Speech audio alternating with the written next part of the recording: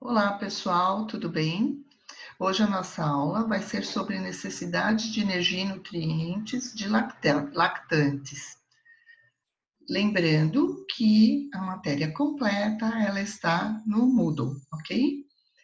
Então, você já sabe nessa altura diferenciar lactante de lactente, certo? Lactante é a pessoa que amamenta e lactente é a criança que está sendo amamentada. Na lactação, aumentam muito as necessidades de energia, porque afinal de contas, a lactante, ou nutriz, que é um outro nome, ela precisa produzir leite. Então, esse aporte energético durante a lactação, ele tem que ser suprido tanto pela alimentação, quanto pelos depósitos de gordura corporal que foram feitos durante a gestação. Lembrem-se que quando nós vimos a questão das necessidades na gestação, nós vimos que a gestante ela já tinha uma reserva especial de energia para fazer depósitos de gordura. Esses depósitos vão ser utilizados agora durante a lactação. E o quanto que essas reservas são mobilizadas durante a lactação vão depender do ganho de peso durante a gestação e do estado nutricional pré-gestacional da mãe. A quantidade de secreção láctea, ela se modifica ao longo do primeiro ano de vida. Vamos lembrar que nos primeiros 6 meses, o organismo está preparado para produzir leite suficiente para o aleitamento exclusivo. Então, no primeiro semestre, a produção de leite é de 807 ml dia. Já no segundo semestre, a criança vai entrar com alimentação complementar. Então, a produção de leite acaba diminuindo para em torno de 550 ml dia. Para Natal, nós vamos ter recomendações de vários nutrientes além da energia. As vitaminas. Devemos incentivar o consumo de frutas frescas e sucos naturais, porque elas fornecem não somente as vitaminas e sais minerais, como fibras, e os sucos, eles servem também como componente de hidratação. Lembrando que para produzir leite é importante que a lactante ela esteja sempre muito bem hidratada. O cálcio, ele é o principal componente, um dos principais componentes do leite humano. Então, nesta fase fisiológica, né, da lactação, a nutriz dobra a perda diária de cálcio. Se não houver um aumento da ingestão de cálcio, esse nutriente vai ser expoliado das reservas maternas. Então, é importante uma atenção especial para esse cálcio.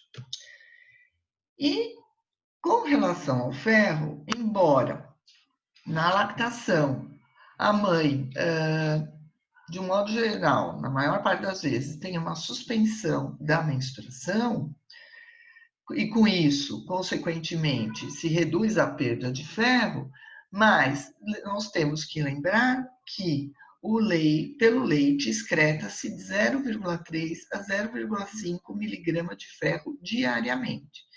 Então, também devemos estar atentos à questão de uma alimentação com alimentos fontes de ferro e orientar adequadamente a mãe nesse sentido. Maior atenção para as mães veganas e as vegetarianas restritas, tanto no quesito cálcio quanto no quesito ferro. O horário das refeições. Fracionado em pequenos volumes, de 6 refeições por dia. Aliás, esse fracionamento ele é ideal para todas as condições fisiológicas e faixas etárias. E devemos Orientar bem a mãe quanto a uma superalimentação, lembrando que esse período de amamentação, ele dá muita fome.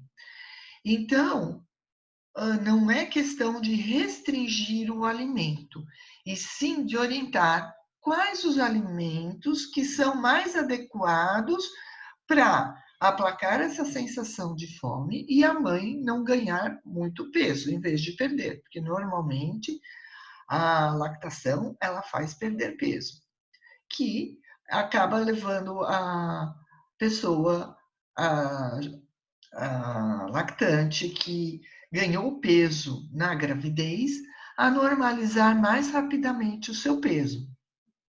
Então, lembrar que deve-se evitar excesso de gorduras, de doces, de massas, de farinhas. Então, dar uma atenção especial na orientação de quais alimentos devem ser consumidos e em quais quantidades.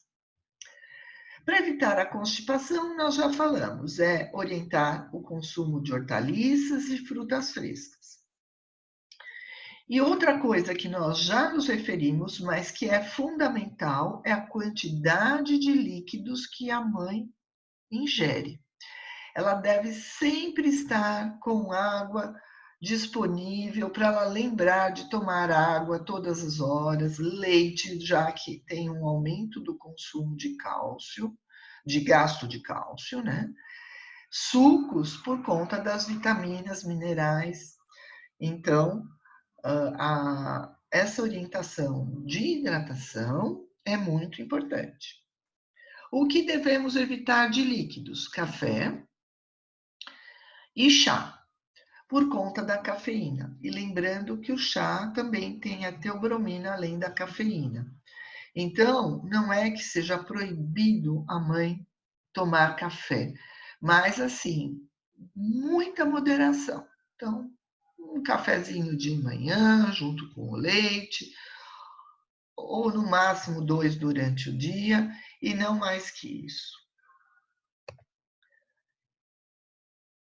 E alguns estudos sugerem que possa haver uma reação na criança com relação à alimentação da mãe.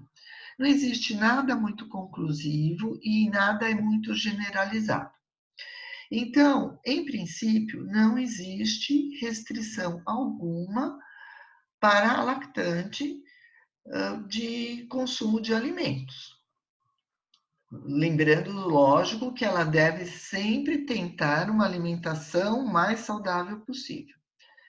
Mas a questão de, não pode comer feijão, não pode comer couve-flor, não pode comer brócolis. Então, lembrando que a lactante, ela deve prestar atenção se após algum desses alimentos existe alguma reação da criança. E não uma vez, uma única vez. Ela pode tentar ver outras vezes e se ela notar que existe alguma reação, ela exclui temporariamente o alimento. Lembrando que a diversificação da alimentação da mãe vai favorecer mais para frente uma facilitação na introdução alimentar da criança com alimentação complementar. A criança vai aceitar novos sabores e essa é a grande vantagem do leite materno, que ele propicia várias sensações gustativas para a criança, diferente da fórmula industrializada, que tem todo dia o mesmo sabor e que a criança só se acostuma com aquele sabor. Então, muito se fala sobre a maior facilidade de introdução alimentar na criança que foi amamentada. Mãe vegetariana estrita que amamenta precisa ficar muito atenta com a alimentação. As dietas vegetarianas não contêm vitamina B12 e têm aporte de folato insuficiente. E isso tem que ser uma preocupação especial e uma orientação detalhada. Até mais.